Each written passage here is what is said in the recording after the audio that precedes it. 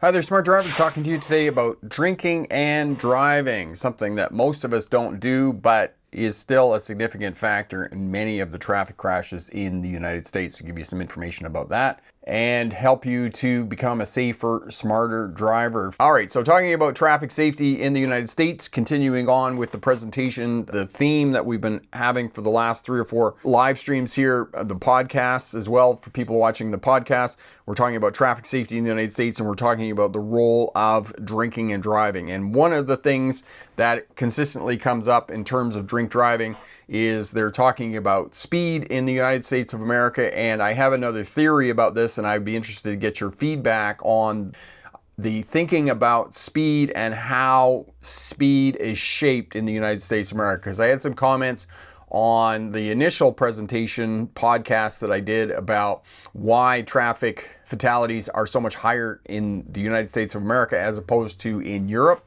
And I had some people come back and say to me that the roads in Europe are similar and almost the same as they are in the United States, which is not true at all. The roads in Europe are very narrow. Cars are smaller, roads are narrower, and to suggest that roadways in the United States and roadways in Europe are the same is just ignorance. And when I say ignorance, it's just they don't know. They haven't been there. They haven't driven around Europe enough to know how different the road system is in Europe. Europe had a well-entrenched transportation system long before the motor car ever came along.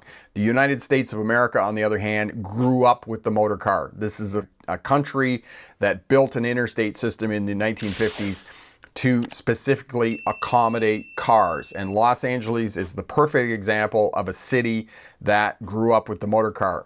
Big, wide streets, interstates, loop roads, and intersections that are large and accommodating of motor cars and large vehicles. So driving in Europe is a very different experience than driving in the United States of America. And when I flew into Spain 3 years ago and I rented the car and then I tried to get out of the car park in Barcelona, I was a little bit surprised at how narrow the ramps were out of the car park. And this is something that you will not encounter when you're in car parks in the United States. They're much bigger, much, much bigger. And the other piece, not just Europe, in Australia, when I was driving buses in Australia, the roadways are, I'm guessing, probably 8 to 12 inches narrower than they are in Canada and in the United States. And it took me probably a good 6 weeks of driving buses in Australia to get used to those narrower roads than those in the United States. And I'm going to make a comparison of the bigger roads, the wider roads, higher rates of speed, but also make allowances for reduced driving skills. You don't need a higher skill set. You need less of a skill set than you do to be able to drive in Europe. But I'll talk about all of that more lately. All right, so introduction. So we've talked about the United States of America has one of the highest traffic fatality rates in high-income countries in the world. More people in the United States die in car crashes every 18 months than more soldiers were sent to the Vietnam War between 1963 and 1975. So a dozen-year period in the United States, more people in the United States are killed every 18 months on roadways than soldiers sent to that war. Okay, the problem is systematic. It's not random. They can pin down exactly what the problems are. Cars parked on the side of the road. What kinds of roads people have fatal crashes on, which are state roads, 2-lane roads, opposing traffic. It's not interstates where people have car crashes. Most of the fatal crashes are in the country. Most of the drinking is in low density populations. It's at night. It's mostly on the weekends.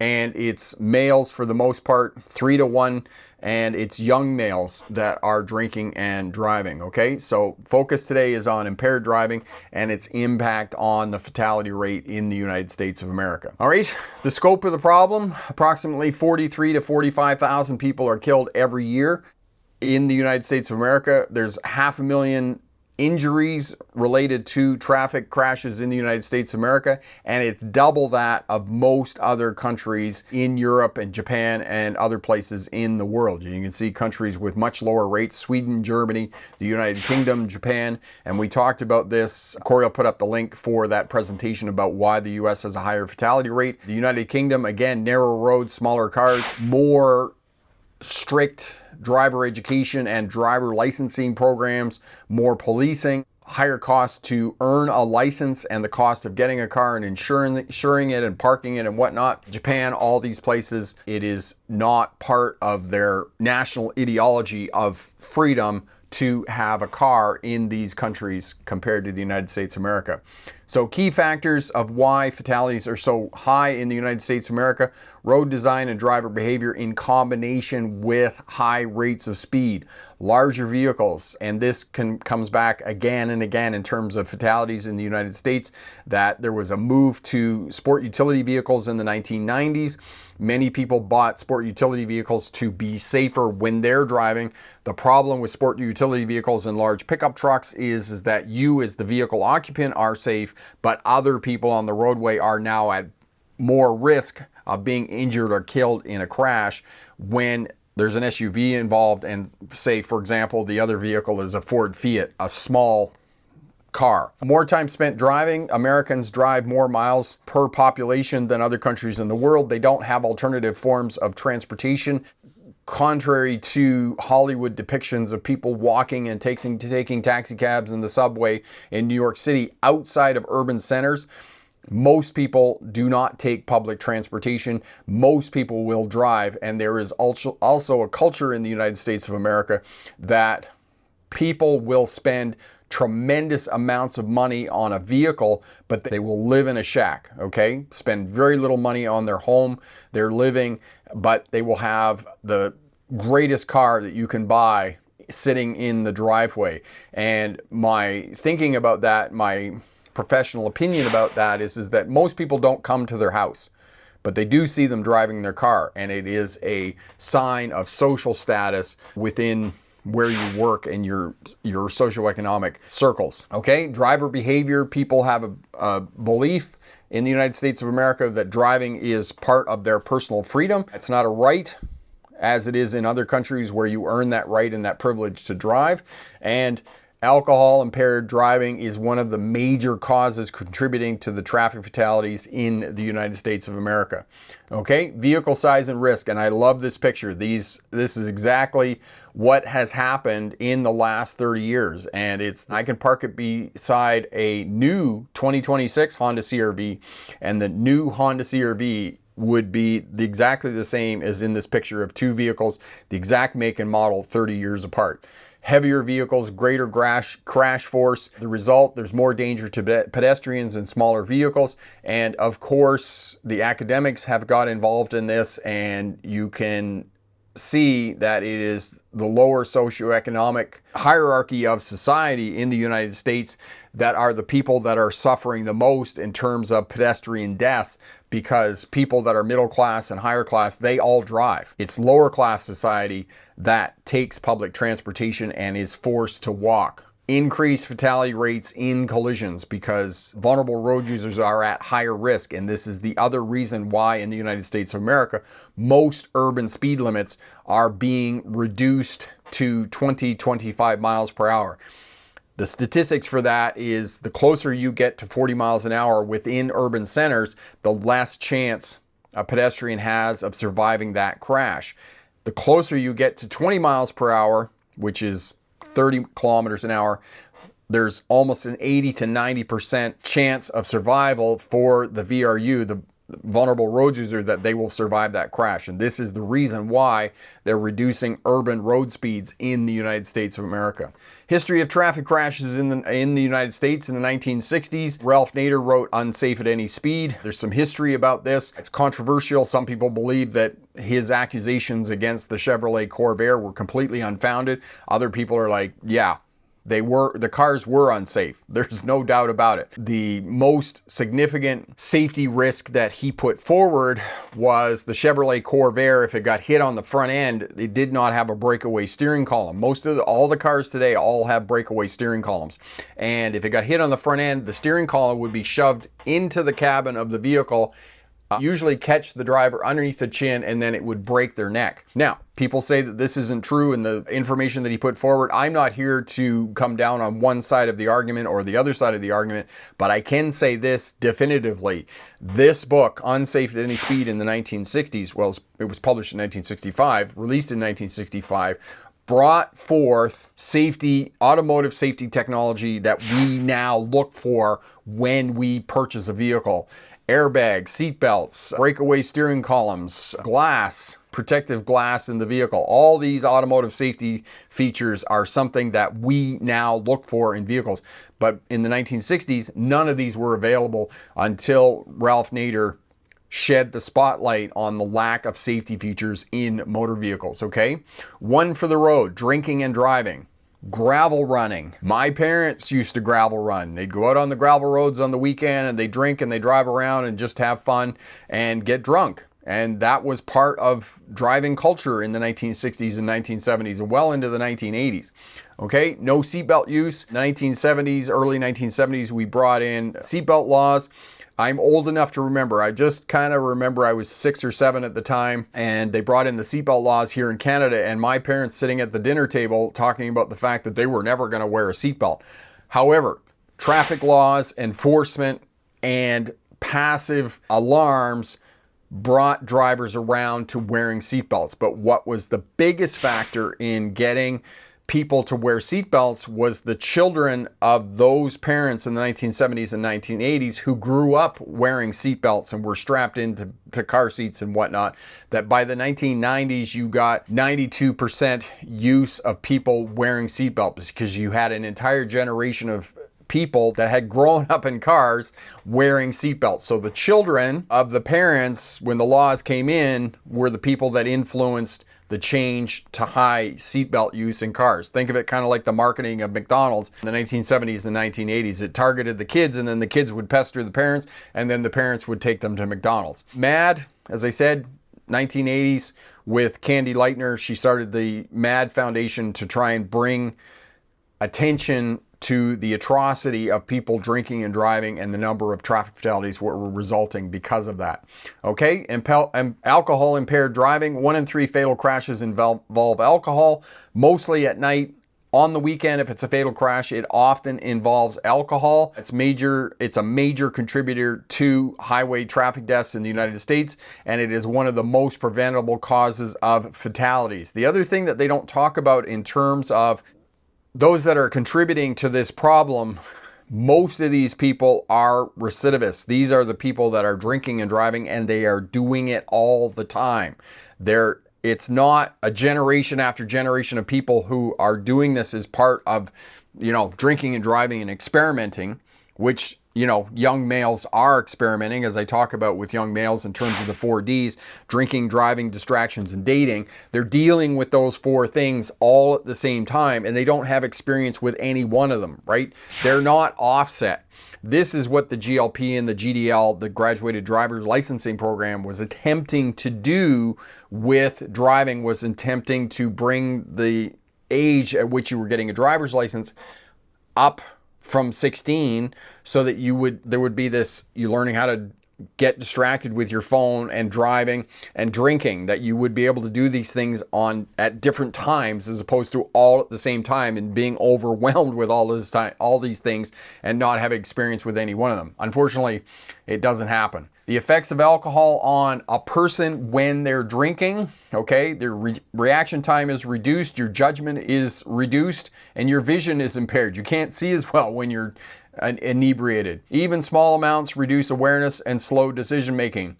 Most of us, those of us that do drink, how many times have you sat down and had one beer and you're like, oh yeah, that tastes like another one. And then you have another beer and you're like, oh, that wasn't such a good idea. It's kind of like that. It's a downhill, slippery slope. And then once you've had 2, then you have 3 or 4. And by this point, you're not making clear decisions. And the decision, I'll come back to this in terms of the solution, your solution to not drinking and driving is to make the decision before you start drinking. It's the same thing. You go out on New Year's Eve and have a party, those types of things. You need to make the decision not to drink drive before you actually start drinking, okay? Because after you start drinking, then it's too late. You're not going to make rational decisions or good decisions after that, okay?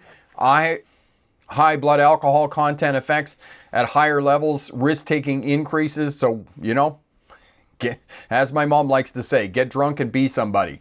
Okay, poor hazard recognition, loss of vehicle control, drivers become a danger to themselves and other. And I was talking about this in the introduction with blood alcohol content and why it's a little bit problematic. This, I don't know whether you can see this image here or not, but it's 100.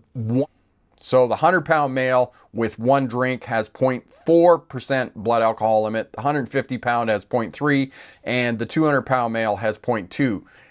This is one of the problems with blood alcohol content is it has a different reading for different size of people and how much alcohol they drink. It also has, you know, and there are different people who can handle alcohol different, as I was talking about before, in terms of your mood, how much you've had to eat, the amount of exercise, how healthy you are, and those types of things. Okay, cultural factors in the United States. Driving is seen as a personal freedom. It is something that you just go, get your license, get a car, and you drive. And as I was talking about, many people will live in an absolute hovel, but they will have a brand new vehicle sitting in their driveway. Social drinking is common. If you look at Hollywood films, for example, right now, I'm watching the TV series Bones. There's a lot of drinking. Like every time they have they go home after work, they have a drink. They drink at the pub, social events. Every time that we get together in a social gathering, we are drinking. It's part of our social culture. So there's a high tolerance to risk in the United States of America. It's part of the American ideology that you take risk. There's no gain if there isn't risk. Okay, in other countries, driving is a regulated privilege. As I was talking about, it costs a lot more money to get a driver's license, a lot more money to own a motor vehicle, and stricter enforcement and attitudes towards drinking and driving. Even though I would argue that the drinking culture in Europe is one that they are drinking all the time, as opposed to, and even more so than in the United States of America.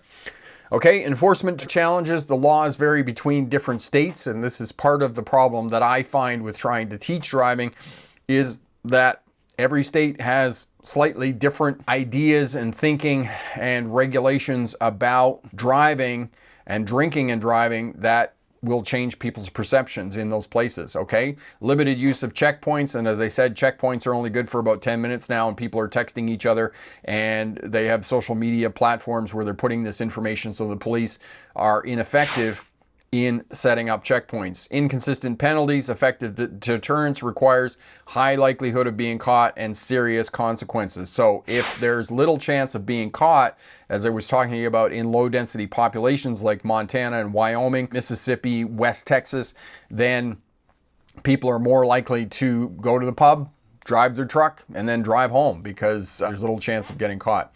Okay, technology and safety. Examples: ignition interlock devices. I have talked to my brother about having vehicles in his shop that have ignition interlock devices. This is usually something that is mandated by a court after you've been convicted of a drink driving charge. It's not something that is standard in your vehicle. And in addition to paying for defense, if you are charged with drink driving and convicted, you also have to pay for the ignition interlock device, and it's expensive.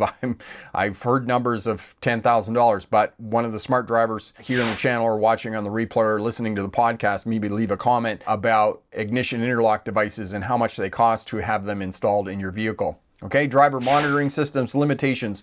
These are not always required. They depend on compliance. Technology helps, but it doesn't replace responsibility of not drinking and driving.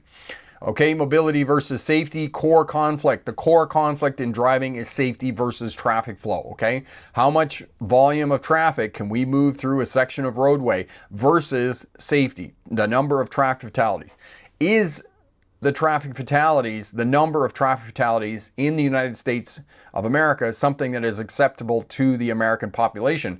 And I would argue that it probably is.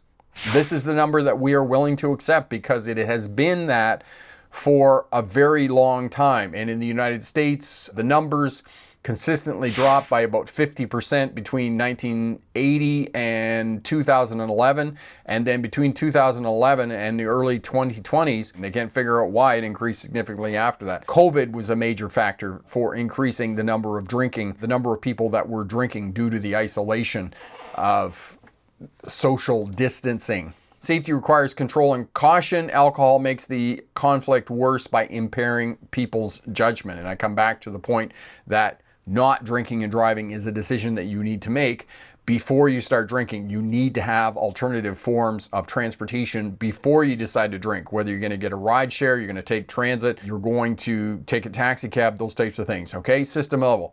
Stronger enforcement, lower blood alcohol limits. So in the United States of America, question for smart drivers, should the blood alcohol content in the United States be lowered to 0.5 blood alcohol content? Better transportation options, I don't believe in the United States is going to be a solution. Strong cultural beliefs about freedom of driving in the United States of America is always going to prohibit better transportation systems in the United States. It's the same thing with where I live here in the interior of British Columbia in a small rural town. The transportation here is abominable. It's not even worth having. Okay, the number of times I see buses going by, there's a bus route that goes by my street here. There's one person, maybe two people riding on the bus at any given time. People ride the bus, but it is abysmal. I could probably walk anywhere that the bus goes in town and get there in a shorter amount of time than it would to take the bus. And so because of because public transit is so poor, people are not going to take public transit. And if people don't take public transit, they're not going to build public transit, so therefore it's not an option outside of large urban centers. What drivers can control? 3 key variables. Make the choice about transportation before you start drinking. Okay, space, following distance, 2 to 3 second following distance, stopping back in traffic, 1 vehicle length. If you see a vehicle on the roadway that you suspect the driver has been drinking, increase your following distance, increase your space, stay away from them, okay? Adjust to conditions, always drive to the conditions of the roadway, stay focused, and never ever drive impaired. And if you're in the least bit of doubt, get a taxi cab. I mean, even if it costs you $100, $200 to get home in a taxi cab, it's going to be way cheaper than if you get into a crash and you injure yourself, you kill somebody else, or you get pulled over by police and you're convicted of a drink driving charge. Traffic deaths are predictable and preventable in the United States of America. We know people are getting into fatal crashes in the United States of America. There are lots of myths around fatal traffic crashes in the United States of America and where they happen. Most people think that interstates are dangerous. That's not where most fatal crashes happen. Most fatal traffic crashes happen on state roads, 2-lane rural roads. And, we've talked about the high rates of drinking and driving in the United States, in Wyoming and Montana and Mississippi and other low density populations. There are also urban centers that are hotspots. Odessa, Texas, for example, in West Texas, it's a drink driving hotspot. Alcohol remains a major contributor. Change requires better systems, smarter decisions, and every safe trip begins with the decision to not drink and drive.